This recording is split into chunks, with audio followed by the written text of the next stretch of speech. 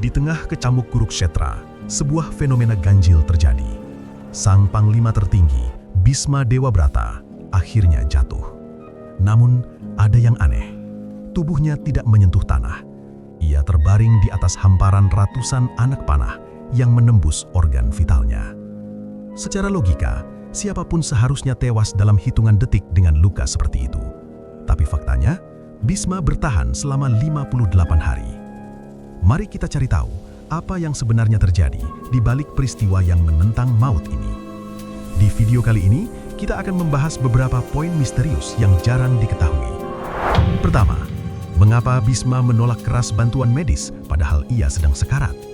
Kedua, apa rahasia di balik bantal panah dan mata air yang muncul secara ajaib dari tangan Arjuna? Ketiga, mengapa maut seolah tertahan dan tidak bisa menjemputnya?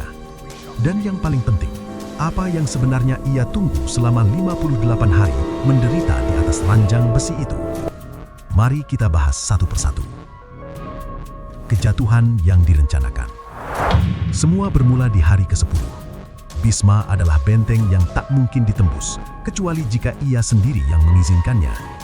Lewat sosok Sri Kandi, Bhisma memilih untuk meletakkan senjatanya. Saat itulah Arjuna melepaskan panah yang tak terhitung jumlahnya. Namun perhatikan detil ini, panah-panah itu tidak hanya melukai, tapi membentuk sebuah konstruksi. Bhisma tidak jatuh ke debu, ia melayang di atas bulu-bulu panah.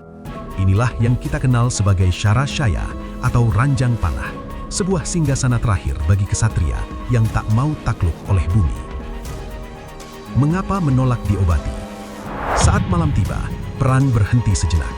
Duryudana yang panik membawa tabib-tabib terbaik kerajaan. Mereka datang dengan obat-obatan paling mujarab dan alat bedah tercanggih di masanya. Tapi mari kita perhatikan reaksi Bhisma. Ia justru mengusir mereka semua.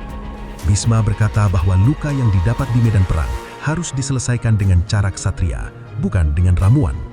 Namun secara mendalam, ini adalah momen penebusan dosa. Bhisma sadar selama ini ia diam saat ketidakadilan terjadi di istana.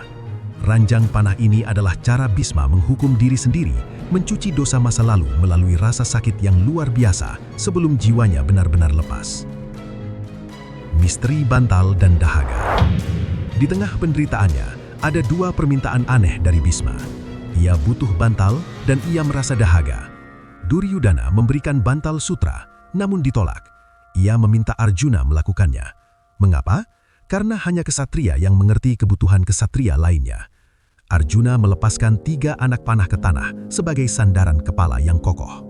Dan saat Bhisma haus, Arjuna memanah bumi hingga mata air memancar tepat ke mulut sang kakek. Ini membuktikan bahwa meskipun mereka bermusuhan secara politik, ikatan batin antara guru dan murid tetap abadi. Sebuah penghormatan terakhir yang lebih berharga daripada obat apapun. Rahasia 58 hari dan gerbang langit. Lalu mengapa ia harus menunggu selama 58 hari? Ini bukan sekedar bertahan hidup. Bhisma memiliki anugerah Icha Mrityu atau kematian atas kehendak sendiri. Ia sengaja menahan nyawanya demi menunggu 2 hal. Pertama, ia menunggu Uttarayana, yaitu saat matahari bergerak ke utara yang dianggap waktu paling suci untuk mencapai kebebasan abadi. Kedua, ia menunggu perang berakhir. Ia ingin memastikan bahwa sebelum ia menutup mata, ia telah memberikan seluruh ilmu kepemimpinannya kepada Yudhishthira agar Hastinapura tidak lagi jatuh ke tangan yang salah. Kesimpulan dan pesan. Akhirnya, Bhisma membuktikan bahwa kematian bukan tentang kapan jantung berhenti berdetak, tapi bagaimana kita menyelesaikan tugas kita di dunia. Ranjang panah itu bukan tempat penyiksaan, melainkan tempat di mana ia menunjukkan keteguhan hati yang luar biasa. Menurut teman-teman, apakah bertahan dalam rasa sakit selama itu adalah bentuk kekuatan atau justru bentuk penyesalan yang mendalam? Mari kita diskusikan di kolom komentar. Jangan lupa untuk share video ini jika menurut teman-teman kisah Bhisma ini menginspirasi. Sampai jumpa di pembahasan selanjutnya.